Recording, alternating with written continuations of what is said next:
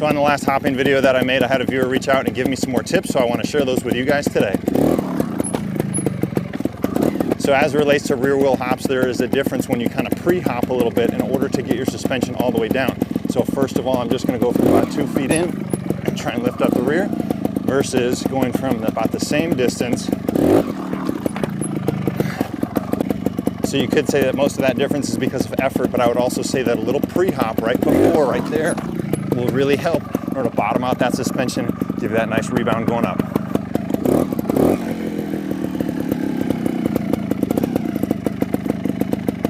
Next one's just going to be as you get that front tire in the air, pushing forward through the bars, right there.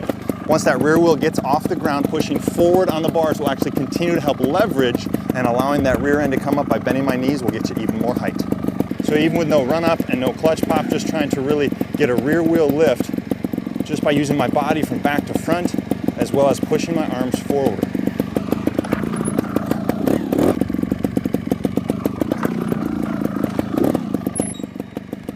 So at this point, I'm going to work through some different angles, and you can see on the ground there I've got this one coming in as a 30-degree angle, and it's better to start out small than it is to go for something big. So as I get more accurate on a 30-degree, I can progress this up to a 45-degree hop, and this doesn't have to be perfect, but the idea of pursuing perfection is definitely helpful as it relates to your balance and how hard you're going to throw that bike. Now, when it comes to actually getting that bike to rotate around, I'm going to talk about that here in just a moment. So I'm going to get you a better angle here.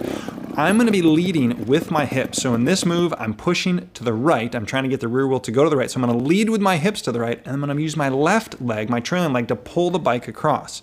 So as you guys can see, leading with the hips to the right, then pulling that left foot across the airbox or the frame towards where I want to land. Got one of my favorite shirts on. Let me know in the comments down below if you know who this guy is. So I think 60 degrees is probably the ideal distance that I want to travel on this in a safe manner. Now I know this is just in my driveway and it's a controlled environment. There's no roots or loose earth or anything like that to deal with, but this is great practice just to try and be accurate. This is stuff I can do at any time for a good workout. I think I'm going to say that 90 degrees is a bit too far. It's a little bit too risky of a move to go that much for me at my level right now. Doesn't mean I'm not going to try for it though.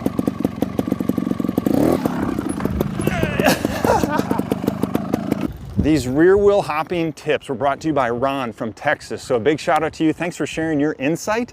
If you guys have wisdom or tips you want to share, I'd love to hear them. I can put them into practice and hopefully share them with you guys to make all of us better riders. If you guys have video suggestions, I'd love to hear about those as well. You can hit me up at my email, which I'll leave in the description below. Thanks for watching.